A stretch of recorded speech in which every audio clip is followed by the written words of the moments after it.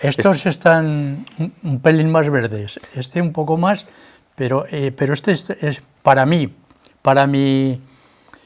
Para tu gusto, que Para este mi, está ya para comer. para mi gusto y para mi técnica y lo que yo he conocido, este está más maduro que alguno de estos. Estos que se colgaban, ya están también. Que se colgaban en Aneas, también se colgaban más verosos, más verdes, para que aguantaran más, no tan maduros. Para que aguantaran había que colgarlos sin dar ningún golpe, había que tratarlos pues como a tu madre, mejor que a la novia. Y había que tratarlos bien y que no recibieran ningún golpe, ni en el transporte, ni en nada.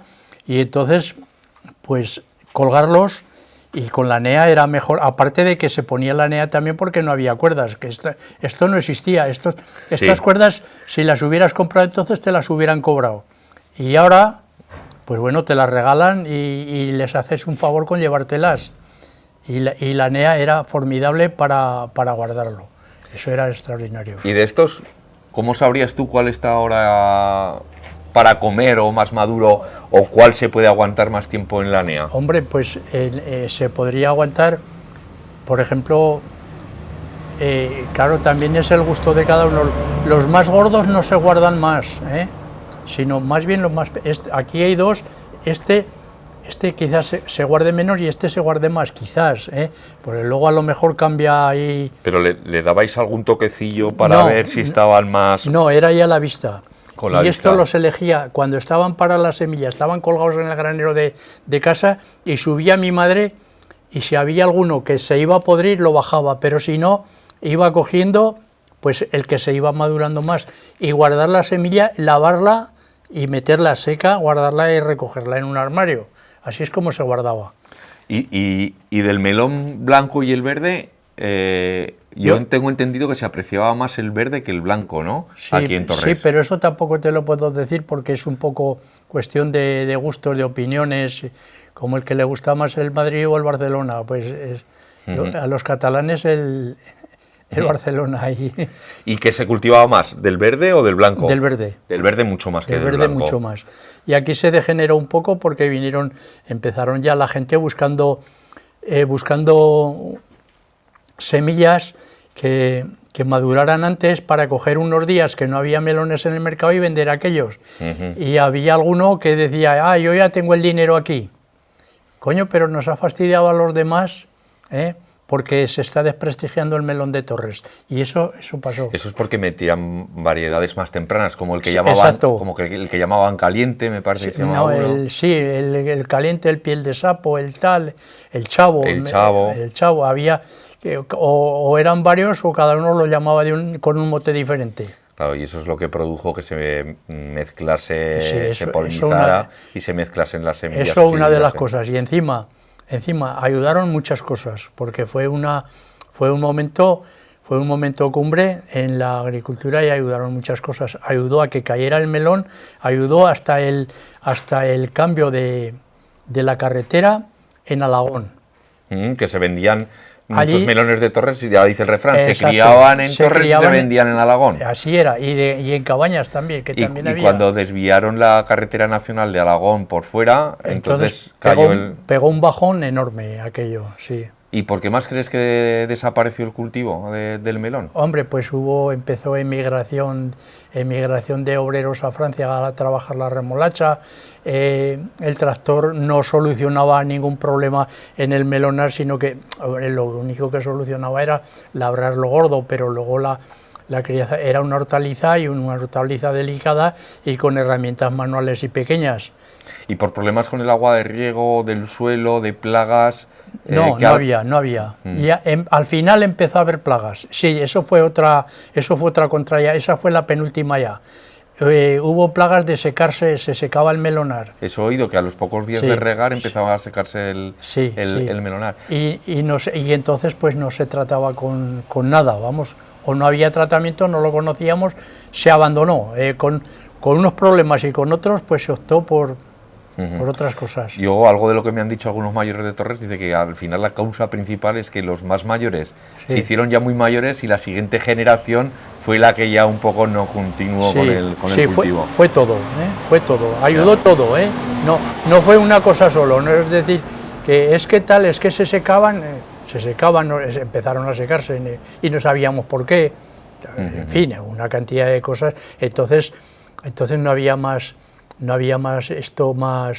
sulfatos, que iba a esa extensión agraria, y el de extensión agraria, pues la gente, era una cosa buena, que en muchos casos te iban al campo a ver lo que tenías y te aconsejaban alguna cosa. Eso sí que existía. Sí, que había entonces los agentes de extensión agraria. Y que luego eso también se acabó, pero hubo una época en la cual sí que te asistían, Tú tendrás muy fresco el recuerdo de cuando las calles de Torres estaban llenas de carros con galeras, cuando se iban a buscar al campo, cuando se llevaban al paseo de la Ribera a Zaragoza, incluso al tren o con camiones al norte. Sí, por eso nos quitaron mucha ventaja, porque claro, aún era con caballerías, pues de ir con caballerías por aquí por la huerta con un carro y una caballería a Zaragoza, pues era casi un día, Y entonces los de Utebo, pues eso lo hacían en hora y media, y ahí nos aventajaron en mucho.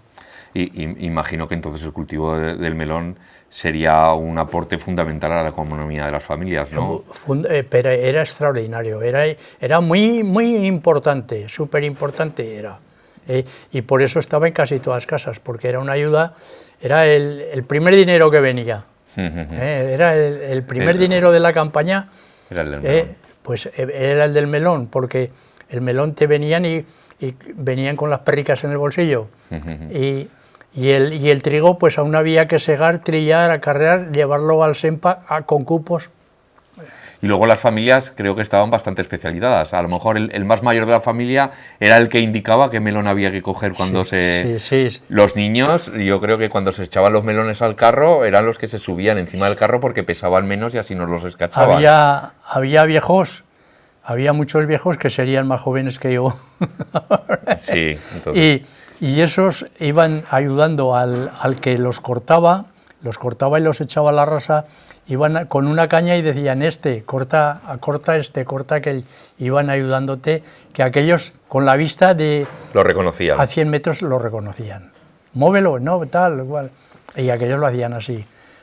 Oye, ¿y crees que estos melones ya se parecen mucho a los de antaño? Muchísimo se parecen, muchísimo. Y iguales no son ninguno, porque aquí tienes estos que son de la misma partida, y sin embargo, pues se parece. Estos dos se parecen mucho, este no lo veo bien, y este con este también, claro, y estos dos también se parecen entre ellos, se parecen. Pero que cada uno es distinto. Sí, es distinto. Eso es la diferencia con las variedades comerciales, que son casi fábricas del mismo producto idéntico, y las variedades no comerciales, pues que cada uno es diferente. Y aquí era y es una tierra en la cual tenía salero y cojones para criar todos iguales, porque no había fallos en... ¿Y del pueblo, en qué parte se criaban los mejores melones? Los mejores melones en la tierra un poco dura, o sea, en Garfilán, en parte de aquí entre esto y el río, no en todas, no en las orillas del río, en la tierra arenisca no, sino en el Prado tampoco, en la tierra fuerte, tierra de, que en Garfilán, en Tremuel, tierra fuerte. Tierra de corazón, que decían. Y sin embargo también he oído que en la zona esta de los Prados como que se criaban un poququín más pequeños, pero eran más sabrosos, he oído decir. Y no sé si sería por el... No, más sabrosos no, eran más pequeños, más sabrosos no. No era tan bueno, o a menos... Y en la Ribera del Ebro, que es más arenoso, sí que he notado que no, o sea, o lo que me han comentado es que no eran tan buenos los melones. No eran tan buenos. Y una cosa, y es importante, se guardaba el estercolero, la femera, para echarlo a los melones. No veían nitrato ni veían nada. Solo con el estiércol de la... Con el estiércol aquel tuyo de casa, de tu casa. Se llevaba a un campo, se amontonaba, allí se iba reservando para, en el mes de abril, gastarlo en el melonar. En el mismo estiércol, que algunos incluso enterraban la simiente para acribillarla en estiércol. Exacto, así era. Sí. Pues nada, oye, mira a ver qué melón de estos crees que está para comer ahora. Joder, dame uno bueno para echarte las culpas a ti si sale malo. Elígelo tú, elígelo tú. No, a mí cualquiera. Elígelo tú. No, esos son todos buenos. A mí este me gusta. ¿Ese te gusta? Sí, pues bueno. Me gusta y este también. Pues... no, pero esto, que no es por más grandes, este me gusta. Pues, oye, pues si me lo das a mi gusto, te lo doy a tu gusto y ya nos contarás si está rico y está bueno, ¿vale? Oye, pesa como hierro, ¿eh? Pesa como hierro. Pues eso es señal de que estará bueno. A ver cómo sale por dentro, porque que no sea hueco por dentro, ¿eh? Si sale, puede salir bueno, igual, o sea, bueno sale lo mismo, pero no se busca hueco, ¿eh? Lo que siempre se dice es que sea muy denso, es decir, que tenga poco aire dentro y que pese mucho. No se buscaba. Oye, joder, que he hablado yo aquí como anda ya te lo llevo yo al coche. Pero que si me lo llevas tú